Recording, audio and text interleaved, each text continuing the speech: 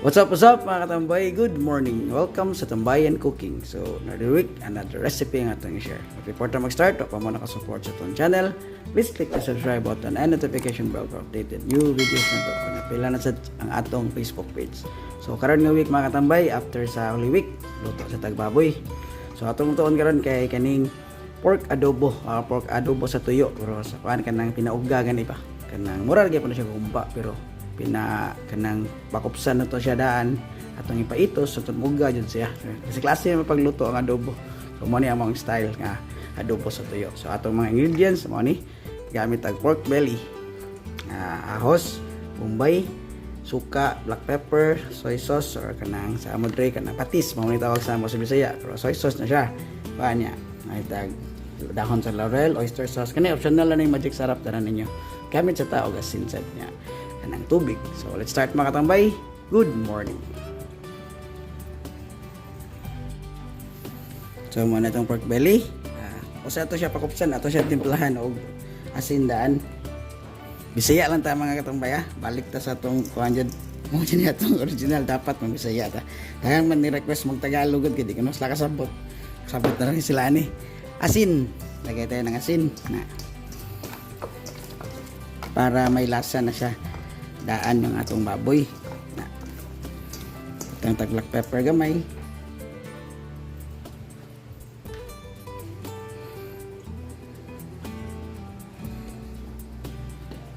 nga ato ni siyang prituhon kadiyot para mukuan lang yung mantika ba. Okay guys, yan painit na tayo ng ating kaha. So naglagay lang ako ng konting mantika lang. Yan. Para hindi siya mapilit gani. So prituhin muna natin to ating pork.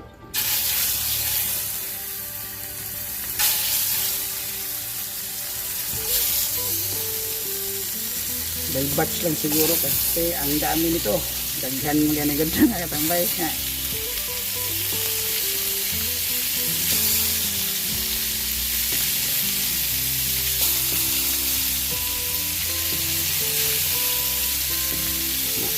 First batch.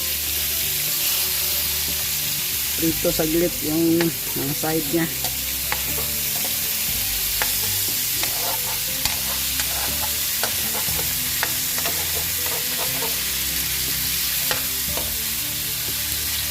Ayos. So ayan. Ito yung first batch natin. So pag ganito na siya, lumabas na yung sarili niyang mantika, ang dami. So gawin natin sa iba. So mag-iingat kayo dito kasi sa amo pa rin sa Bisaya, grabe ni mamisik. Pakupsan ka na siya para nakuha na yung extract yung fats ba. So kaon na sa adobo din ako sa mantikaon. Yan gawas na yung mantika. Okay. So buhatan lang sa tanan. Ayos. So ayan, tapos na. Manajud og paitos tanan kana. So ang labas niya mura siya pinakupsan. So nagkuha ako lang ikuha ng mantika. Nagtira lang ako ng konti kasi dami talagang na-extract na mantika. So mag-isa muna tayo. Yan, sibuyas.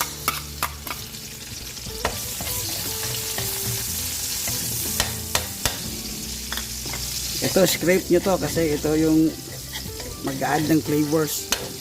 Sarap nito. Bawang.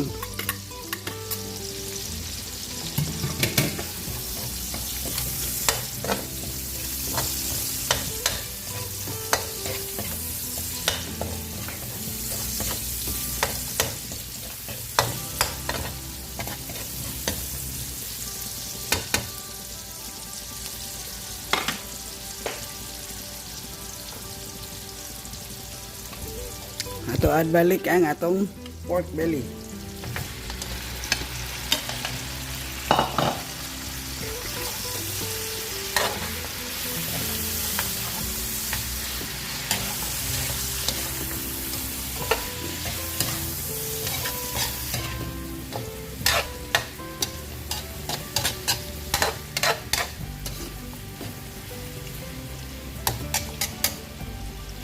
Yes, gisalsa ka diyan. Yes. Then after a few minutes, okay na to, add tayo ng soy sauce.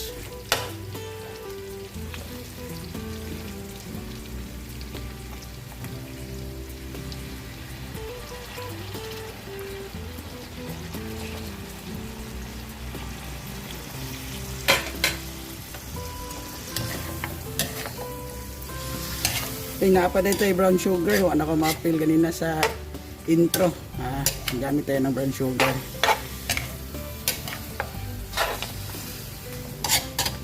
Para balance yang kaparaton o yang tamis.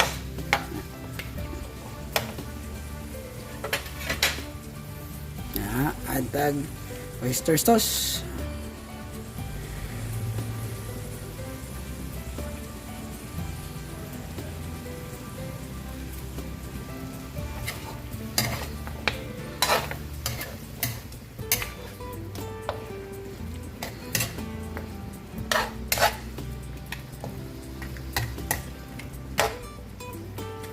Guys,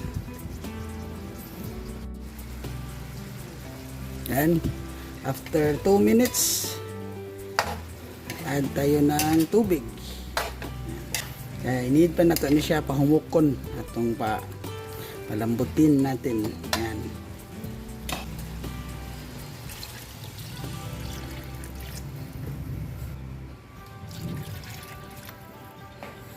And if mahubas na gali niyang tubig niya, dili pa siya mo humok, add lang kayo ng tubig, additional water.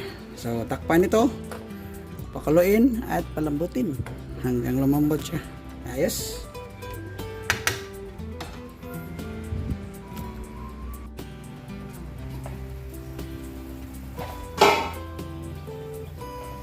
Then after mga 10 minutes, nag-start na siyang kumulo.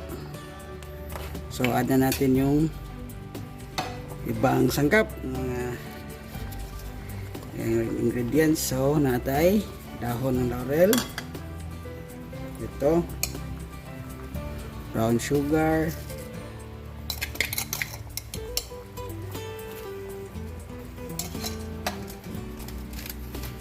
magic, ito optional lang to para mas malami ang mong luto,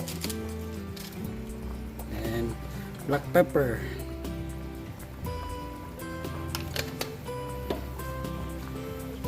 Mix siya. Last na to i-add ang suka. Pero na-add na tong suka, dahil palambutin na natin mga 20 minutes or 30 minutes siguro hanggang malambot yung ating pork belly.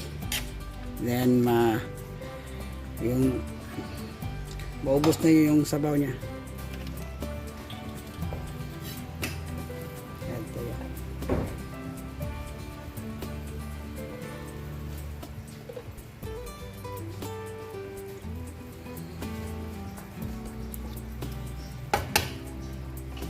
Takpan.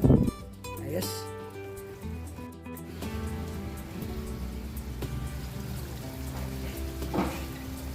Yan. After almost 30 minutes. Yan na. Naubos na yung tubig linagay natin. Yan, mamantika na. So ito, pwede nyo ring kung gusto nyo may sabaw-sabaw ng konti, pero kaya adobo tuyo to, kukunin natin ito, mag-remove tayo ng sabaw niya. Kasi may oil na kasi to, ganyan, ang daming oil. So, set aside natin to, tapos ibalik natin. Kukuha na natin ng oil ng konti.